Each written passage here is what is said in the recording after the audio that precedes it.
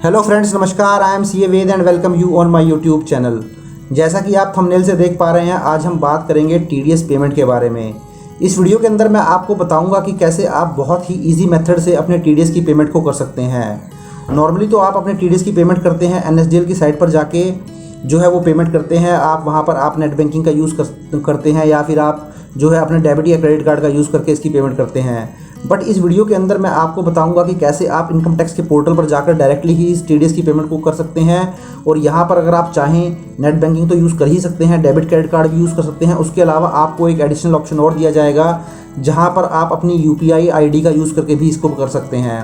अब वो UPI ID क्या हो सकती है? आपका गूगल पे हो सकता है, फ़ोन पे हो सकता है, पेटीएम हो सकता है, या इसके अलावा कोई और आईडी आप यूज़ करते हैं तो उसको यूज़ करके भी आप पेमेंट कर सकते हैं। तो चलिए इस वीडियो के अंदर हम जान लेते हैं कि कहाँ जाकर और किस तरीके से आपको ये पेमेंट करनी है। तो चलिए दोस्तों वीडियो को शुरू कर लेते हैं। तो सबसे पहले तो क्या है, आपको गूगल क्रोम के अंदर आ जाना है और गूगल क्रोम में आने के बाद आपको क्या करना है, सिंपली ITR फाइलिंग को टाइप कर देना है। तो जैसे ही आप ITR फाइलिंग टाइप करेंगे और एंटर करेंगे तो देखिए आपको एक ऑप्शन नज़र आ जाएगा टॉप में ही, होम इनकम टैक्स डिपार्टमेंट। ये देखिए मैंने ब्लू कलर से हाईलाइट किया हुआ है, तो आप इस पर क्लिक कर दीजिए। तो जैसे ही आप इस पर क्लिक करेंगे तो देखिए आप अपने इनकम टैक्स के पोर्टल पर आ जाएंगे। तो इनकम टैक्स के पोर्टल पर आने के बाद आपको इस पर लॉगिन करने की ज़रूरत नहीं है, आपको अपना लॉगिन करने की ज़रूरत नहीं है। आपको सिंपली देखिए ये जो क्विक लिंक्स आपको नज़र आ जाएगा, इसमें आपको एक तीसरे नंबर पर नज़र आ जाएगा ई पे टैक्स। तो आपको क्या करना है, इस ई पे टैक्स के ऊपर क्लिक कर देना है। तो देखिए मैं क्लिक कर देता हूँ।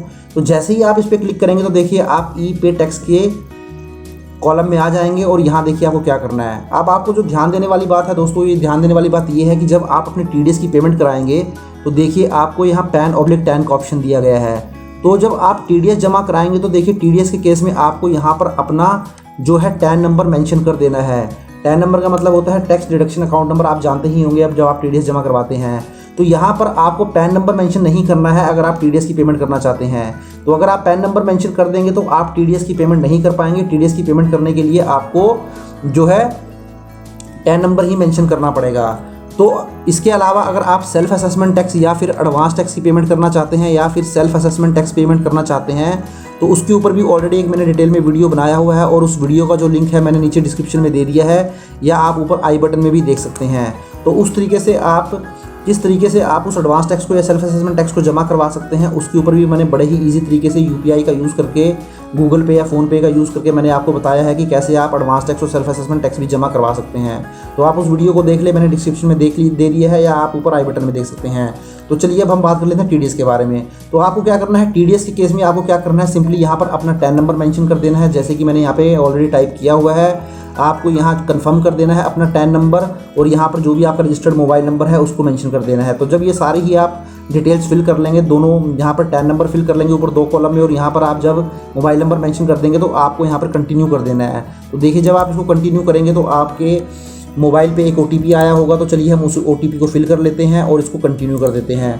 तो देखिए जैसे ही मैंने इसको कंटिन्यू कर दिया तो मेरा यहाँ पर जो टैन नंबर था वो नज़र आने लगेगा और उस टैन नंबर के जो नेम है वो भी यहाँ पर नज़र आ जाएगा।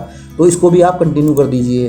तो जब इसको कंटिन्यू करेंगे तो देखिए यहाँ पर आपको ई पे टैक्स में टॉप में ही नज़र आ जाएगा आपका टैन नंबर, असेसमेंट ईयर, पे, टीडीएस। तो कौन कौन सा टीडीएस आप जमा करवा सकते हैं, सारा ही आप टीडीएस जमा करा सकते हैं। सेक्शन 192 के अंदर 193, 194 आप रीड फॉर मोर में जाएंगे तो देखिए यहाँ सारे सेक्शन आपके आ गए हैं। 194G आ गया, H आ गया, I आ गया है, J प्रोफेशनल आ गया। तो सारे सेक्शन आपके आ गए हैं। तो सिंपली आपको क्या करना है, यहाँ पर सबसे पहले असेसमेंट ईयर सेलेक्ट कर लेना है। तो जो फाइनेंशियल ईयर 22-23 है, यहाँ पर जो मैं टीडीएस जमा करवाऊंगा वो असेसमेंट ईयर 23-24 के लिए जमा कराऊंगा, तो वो मैंने सेलेक्ट कर लिया है। और ये जो आपको नीचे पे टीडीएस के नीचे प्रोसीड नज़र आ जाएगा, आप इस प्रोसीड पे क्लिक कर दीजिए।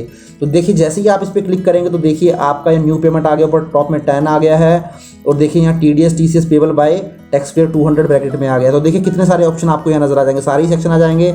अगर आप 192 सेक्शन के अंदर टीडीएस सैलरी पे जमा कराना चाहते हैं, गवर्नमेंट एम्प्लॉय की सैलरी है, अगर आपने कोई अदर देन गवर्नमेंट एम्प्लॉय की सैलरी पे टीडीएस काटा तो 192 आ जाएगा। थोड़ा सा इसको स्क्रॉल डाउन कर लेते हैं तो देखिए आपको ये सेक्शन नज़र आ जाएंगे। नीचे ये देखिए आपको नेक्स्ट पेज करने का ऑप्शन आएगा, तो यहाँ क्लिक कर देता हूँ। तो देखिए नेक्स्ट पेज में आपको विनिंग फ्रॉम लॉटरी से टीडीएस आ गया है, विनिंग फ्रॉम हॉर्स रेस से आ गया है, लाइफ इंश्योरेंस पॉलिसी से आ गया है। अब थोड़ा और मैं इसको नेक्स्ट कर देता हूँ यहाँ से।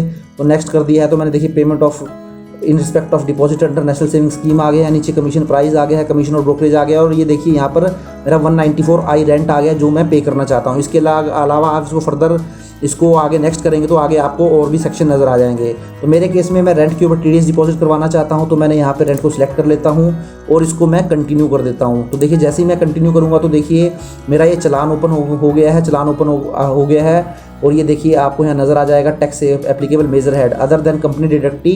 तो ये अदर देन कंपनी डिडक्टी के लिए 0021 यूज़ करेंगे। मीन्स डिडक्टी का मतलब है जिसका आप TDS डिडक्ट कर रहे हैं। तो मेरे केस में वो जो है अदर देन कंपनी डिडक्टी है वो एक इंडिविजुअल है, तो मैं इसको सिलेक्ट कर लेता हूँ।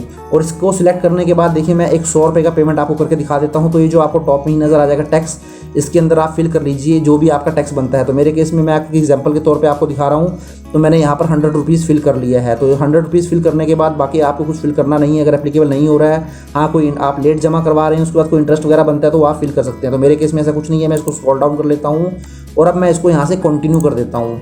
तो जैसे ही मैं कंटिन्यू करूँगा तो देखिए दोस्तों, जैसा कि मैं आपको बता रहा था कि आपके पास पेमेंट गेटवे जो है उसका भी ऑप्शन है, जो है डेबिट या क्रेडिट कार्ड का भी ऑप्शन है, सॉरी UPI ID का भी ऑप्शन है। तो देखिए आपको यहाँ ऑप्शन क्या नज़र आ रहे हैं, आपकी नेट बैंकिंग है, डेबिट कार्ड है, पे एट बैंक काउंटर है, RTGS और पेमेंट गेटवे है। तो देखिए हम पेमेंट गेटवे वाले ऑप्शन पे चले जाते हैं। ये पेमेंट गेटवे पे आ गए हैं। तो देखिए यहाँ पर आपको जो पेमेंट गेटवे मिलेगा वो आपको फेडरल बैंक का पेमेंट गेटवे मिल जाएगा।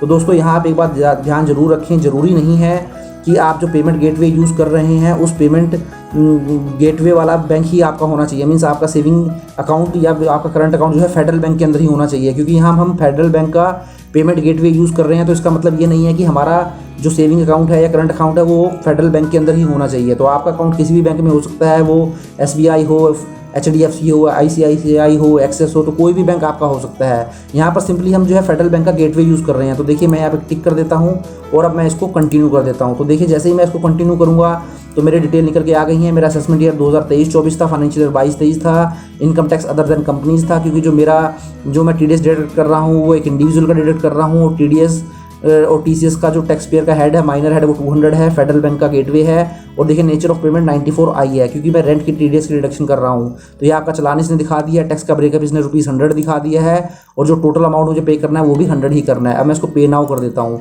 तो देखिए जैसे ही पे नाउ करेंगे तो आपसे कुछ ऑप्शन मांगेगा, इसको स्क्रॉल डाउन कर लीजिए थोड़ा सा और उसके बाद इसको एग्री कर दीजिए टर्म्स एंड कंडीशन को और सबमिट टू बैंक कर दीजिए। तो देखिए जैसे ही आप करेंगे तो ये आपको फेडरल बैंक के गेटवे पे ले आएगा। तो जैसा कि आप देख रहे हैं बेसिक टैक्स जो मेरा TDS था वो 100 रुपीज़ था। अब मैं इसको यहाँ से पे कर देता हूँ। तो जैसे ही पे करूँगा तो देखिए आपके पास ऑप्शन आ गया है कार्ड का, नेट बैंकिंग और UPI का। अब आप डेबिट क्रेडिट कार्ड से तो पेमेंट करते ही हैं, नेट बैंकिंग से भी करते हैं। अब ये जो UPI की पेमेंट है ये आपको एक नया ऑप्शन दे दिया गया है इसके अंदर। तो चलिए अब मैं इस पर क्लिक कर देता हूँ, मैं आपको UPI से ही पेमेंट करके दिखाऊँगा।